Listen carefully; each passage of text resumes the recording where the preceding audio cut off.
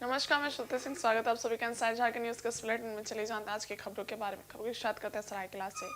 सरायकेला थाना अंतर्गत राधा स्वामी सत्संग के पास खरकई नदी किनारे सुनसान क्षेत्र में पुलिस ने गुरुवार सुबह एक युवती का शव बरामद किया है। युवती का सिर पत्थर से बुरी तरह से कुचला गया है। शत विशत शव मिलने से इलाके में सनसनी फैल गई है। पुलिस ने शव के पास से शराब की बोतल समेत कई आपत्तिजनक सामान बरामद किए हैं, जिससे आशंका जाहिर की जा रही है कि युवती की दुष्कर्म के बाद संभवत पत्थर से कुचलकर हत्या कर दी गई है। घटना की सूचना मिलने पर सरायकेला एसडीपीओ समीर कुमार सिवैया दलबल के साथ पहुंचे और छानबीन की। पुलिस को शव से कुछ दूरी पर सीमेंट का एक स्लैब टुकड़ा बरामद हुआ है, जिस पर खून के निशान हैं। आशंका जताई जा रही है कि इसी से कुचलकर युवती की हत्या की गई है। फिलहाल युवती की पहचान नहीं हो सकी है।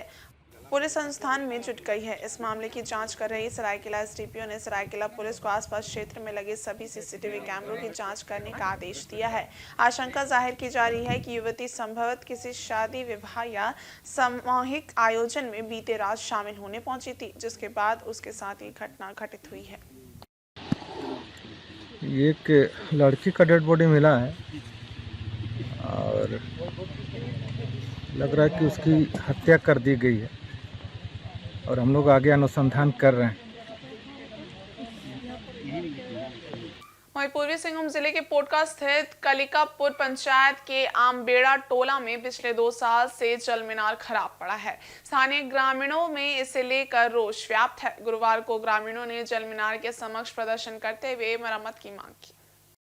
गांव की ही सुनीता एवं कंचन कालिंदी ने कहा कि गांव में ये एकमात्र जल मीनार है जो खराब पड़ा है।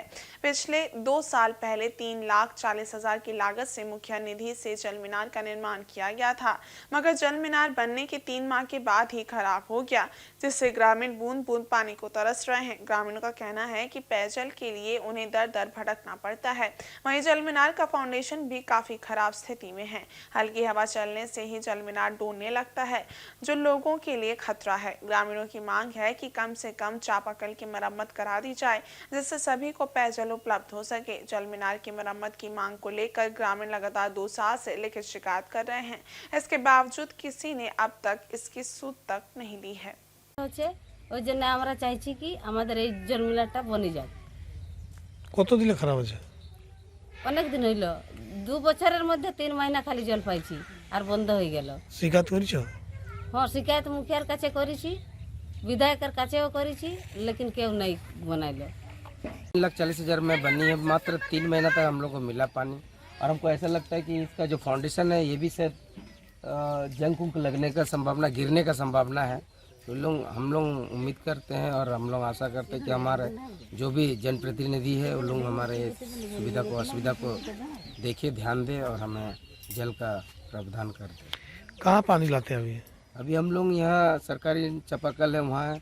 बाकी कुछ लोग के पास तो अपना पर्सनल है, तो सब लोग वहाँ नहीं जा सकते हैं, क्योंकि जिसमें जहाँ सरकारी है वहीं हम लोग लेने जा सकते हैं। इधर जमशेदपुर पश्चिमी विधानसभा से एनडीए प्रत्याशी सरयू राय को मिली जीत की खुशी में जनता दल यूनाइटेड युवा मोर्चा द्वारा अभिनंदन समारोह का आयोजन किया गया। कार्यक्रम में युवा इकाई के प्रदेश अध्यक्ष समेत पार्टी के वरीय पदाधिकारी मौजूद थे। एनडीए ने जमशेदपुर पश्चिम से राज्य के स्वास्थ्य मंत्री रहे बन्ना गुप्ता के खिलाफ सरयू राय को मैदान में उतारा था। सरयू राय ने उन्हें शिकस्त देते हुए सीट पर अपनी जीत सुनिश्चित करते हुए बन्ना गुप्ता को पछाड़ा। इस जीत की खुशी में जनता दल यूनाइटेड युवा मोर्चा द्वारा बालीगोमा न्यू ग्रीन सिटी में अभिनंदन समारोह का आयोजन किया गया।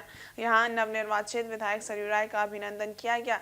इस दौरान सरयू राय ने क्षेत्र के विकास को पहली प्राथमिकता बताते हुए लगातार विकास कार्य करने का प्रण लिया और सभी क्षेत्रवासियों का धन्यवाद दिया। समारोह में युवा प्रकोष्ठ के प्रदेश अध्यक्ष निर्मल सिंह समेत पार्टी के कई पदाधिकारी मौजूद थे। सभी ने सरयू राय को ढेरों बधाई दी।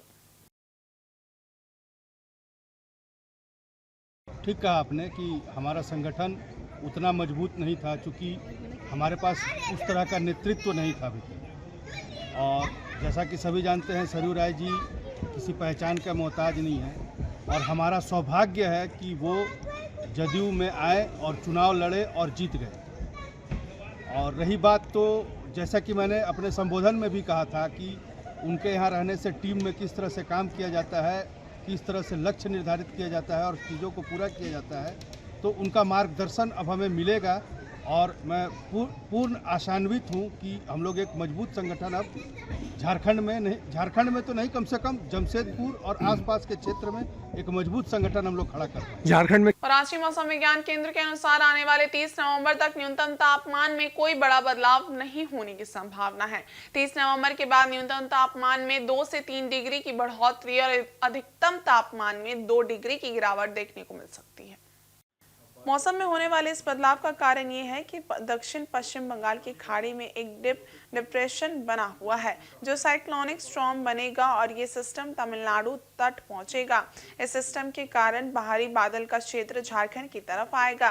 बादल के कारण झारखंड में अधिक और मध्यम बादल देखने को मिलेंगे, जिससे न्यूनतम तापमान में 2 डिग्री तक गिरावट हो सकेगी। इस सिस्टम का प्रभाव 2 दिसंबर तक चलेगा। वहीं 3 दिसंबर से इस सिस्टम के प्रभाव के कम होने के बाद नॉर्थ वेस्टर्नली विंड के प्रभाव से न्यूनतम तापमान में गिरावट देखने को मिलेगी। अब बात करते हैं कि आने वाले दिनों में मौसम कैसा रहेगा। तो अभी आने वाले 2 से 3 दिन हैं, उसमें जो न्यूनतम तापमान है उसमें कोई बड़ा बदलाव देखने को नहीं मिलेगा। उसके तत्पश्चात उसमें 2 से 3 डिग्री की बढ़ोतरी देखने को मिलेगी। अगर मैक्सिमम टेम्परेचर का ट्रेंड देखने की बात की जाए तो मैक्सिमम टेम्परेचर में अभी अगले 2 से 3 दिन में कोई बड़ा बदलाव नहीं देखने को मिलेगा। उसके बाद उसमें 2 डिग्री तक आपको गिरावट देखने को मिल सकता है। ऐसा इसलिए हो रहा है कि जो south west bay of Bengal में है, दक्षिण पश्चिम बंगाल की खाड़ी में एक डीप डिप्रेशन है और वो आज शाम तक में, रात तक में एक साइक्लोनिक स्टॉर्म बनेगा जिसका नाम फेंगल है। ये नाम सऊदी अरब ने दिया है और इसका मतलब होता है स्टॉर्म या स्ट्रॉन्ग विंड। तो ये जो सिस्टम है आज साइक्लोनिक स्टॉर्म बनेगा और अगले 2 दिन के बाद में ये तमिलनाडु तट के आसपास में पहुंचेगा।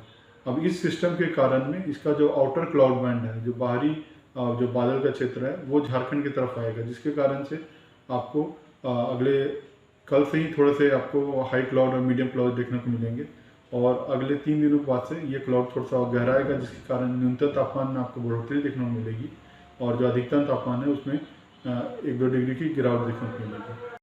वहीं चक्रधरपुर अनुमंडल अस्पताल में प्रभारी चिकित्सा पदाधिकारी डॉक्टर अंशुमन शर्मा के साथ दुर्व्यवहार मामले में झामुमो नेता रामलाल मुंडा ने माफी मांग ली है। अस्पताल आकर माफी मांगे जाने तक लिखित देने के बाद हड़ताल समाप्त हो चुका है।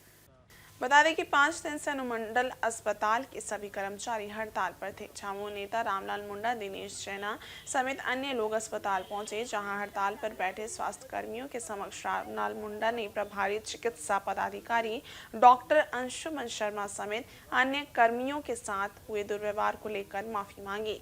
इसके बाद रामलाल मुंडा ने लिखित माफीनामा भी दिया, जिस पर हड़ताल को समाप्त कर दिया गया। इस मौके पर काफी संख्या में स्वास्थ्य कर्मी उपस्थित थे।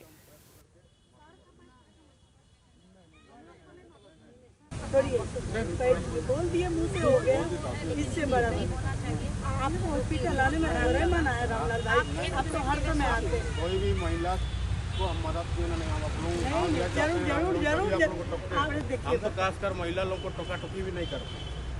इधर झारखंड विकलांग संस्थान दिव्यांग मार्गदर्शन ट्रस्ट और स्काउट एंड गाइड की ओर से जमशेदपुर के साक्षी आम बागान स्काउट एंड गाइड कार्यालय में एक प्रेस वार्ता आयोजन किया गया। इसमें दिव्यांग सहायक उपकरण, बैसाखी, ट्राईसाइकिल, व्हीलचेयर वितरण को लेकर जानकारी दी गई। झारखंड विकलांग संस्थान के सचिव दीपक श्रीवास्तव ने बताया कि 12 जनवरी विवेकानंद की जयंती पर सिद्धगोड़ा स्थित बिरसा मुंडा टाउन हॉल में कार्यक्रम का आयोजन होगा। इसमें करीब 200 दिव्यांग लोगों के बीच सहायक उपकरण वितरण किया जाएगा। उन्होंने कहा कि उनकी संस्थाओं को किसी भी प्रकार का सरकारी सहयोग नहीं मिलता है। प्रेस कॉन्फ्रेंस करने का उद्देश्य ये है कि प्रेस के माध्यम से शहर के बड़े बड़े संस्थाओं तक उनकी आवाज पहुंचे और वे लोग पहल करते हुए दिव्यांगों को सहयोग करने में आगे आएं, ताकि दिव्यांग बच्चों की मदद कर सकें। प्रेस कॉन्फ्रेंस हम लोग रखे हैं। हमारे तीनों संस्थाएं जो है झारखंड विकलांग संस्थान, दिव्यांग मार्गदर्शन trust, Bharat scout and guide, ये तीनों के माध्यम से हम लोग एक कार्यक्रम कर रहे हैं 12 जनवरी 2025 को विवेकानंद जयंती के दिन। तो उसमें जो है हम लोग लक्ष्य रखे हैं 200 दिव्यांगों के बीच में सहायक उपकरण वितरण का। कि ताकि हम लोग 200 दिव्यांगों को कर सके, जिसमें अभी हम लोग के पास जो है 75 दिव्यांग जो हमारे पास पंजीकरण हो चुका है। तो आज का प्रेस कॉन्फ्रेंस का मकसद था कि आपके माध्यम से कि सोशल मीडिया और प्रेस के माध्यम से मैसेज जाए दिव्यांगों के बीच में, जिनका सहायक उपकरण की आवश्यकता है वो हमारे नंबर जो हम लोग अभी जारी करेंगे वो दोनों नंबर पर जो है हमसे संपर्क करके हम हमारे पास रजिस्ट्रेशन करा सकते हैं। ये कहाँ होगा? ये हम लोग सिद्धगोड़ा टाउन हॉल में अभी फिलहाल किए हैं, लेकिन हो सकता है कि समय और संख्या को देखते हुए जगह भी चेंज हो सकता है। और पूर्वी सिंहभूम जिले के मुसामनी प्रखंड स्थित किशनगढ़िया में 37 करोड़ की लागत से बनने वाले डिग्री कॉलेज के लिए निविदा जारी होने से लोगों में हर्ष है। इस पर यथुनाथ बास्के डिग्री कॉलेज के संस्थापक सह प्रधानाध्यापक वीरेंद्र नाथ घोष ने विधायक रामदास सोरेन का आभार व्यक्त किया।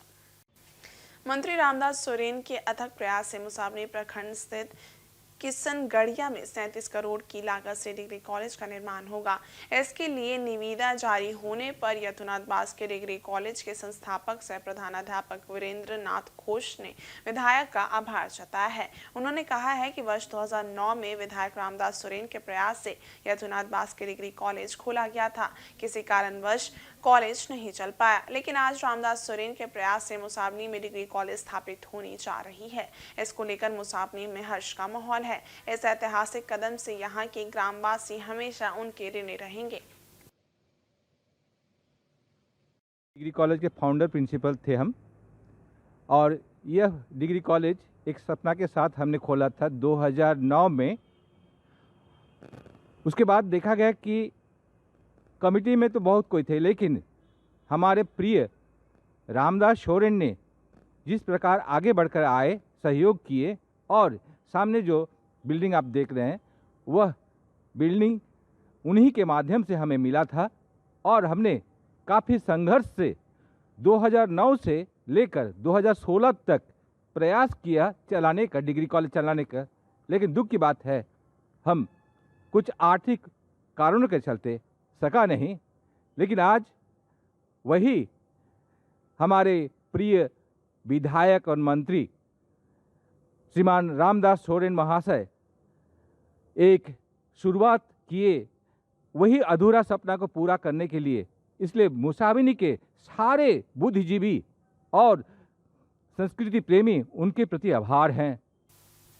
जमशेदपुर के मानको स्थित Gulab Bagh phase 2 cross road number 1 में रहने वाले लोगों ने इस क्षेत्र में सड़क और नाले निर्माण की मांग की है। स्थानीय लोगों ने गुरुवार को मानको नगर निगम के उप नगर आयुक्त से मुलाकात कर ज्ञापन सौंपा। उन्हें उप नगर आयुक्त से काम जल्द शुरू कराने का आश्वासन मिला है।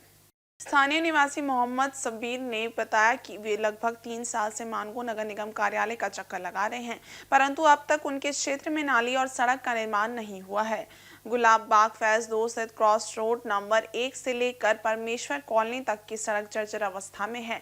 जल जमाव के कारण लोगों का आना जाना मुश्किल हो जाता है। वहीं नाली नहीं होने के कारण सड़क पर घरों का गंदा पानी बहता है। बुधवार को नगर निगम प्रशासन ने एक व्यक्ति के घर पर जाकर सड़क पर गंदा पानी बहाने को लेकर फाइन भी काटा है, जिसे आक्रोशित होकर गुलाब बाग निवासी उपनगर आयुक्त से मिलने पहुंचे हैं। वहीं लोगों ने चेतावनी दी है कि अगर जल्द से जल्द नाली व सड़क निर्माण का कार्य नहीं शुरू हुआ तो वे आंदोलन के लिए बाध्य होंगे।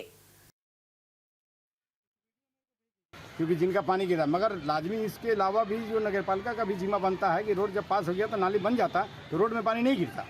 रोड में पानी गिरने का कारण वो देखिए, ये बेचारे गरीब आदमी का कल 5,000 रुपया का फाइन कट गया। मना करने के बावजूद भी लोग 5,000 का फाइन गरीब आदमी का कट गया। तो गरीब आदमी का जब फाइन कट गया तो ऐसे तो बहुत लोगों का है जो रोड में पानी या नाली का पानी गिरता है। क्या इस तरह का सुधार वो कर पाएंगे?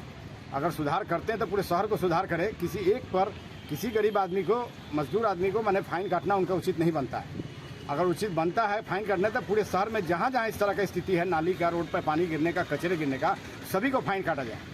नहीं तो सबको सुधार करना, जिम्मेवारी इनकी है सुधार करने का, रोड एवं नाली का, सब सफाई का मतलब है। हम लोग चाह रहे हैं कि नाली जल्द से जल्द बने। रोड का जो काम है रोड का काम करे, जो पास हो गया उसका काम तुरंत अविलंब मतलब हाथ लगाया जाए, और नहीं तो इसका कड़ा विरोध हम लोग करने के लिए तैयार हैं।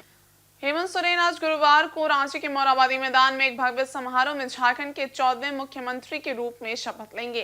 हेमंत सोरेन को राज्यपाल संतोष कुमार गंगवार शाम 4 बजे शपथ दिलाएंगे। हेमंत सोरेन की शपथ ग्रहण समारोह में 10 पार्टियों के 18 बड़े नेता शामिल होंगे।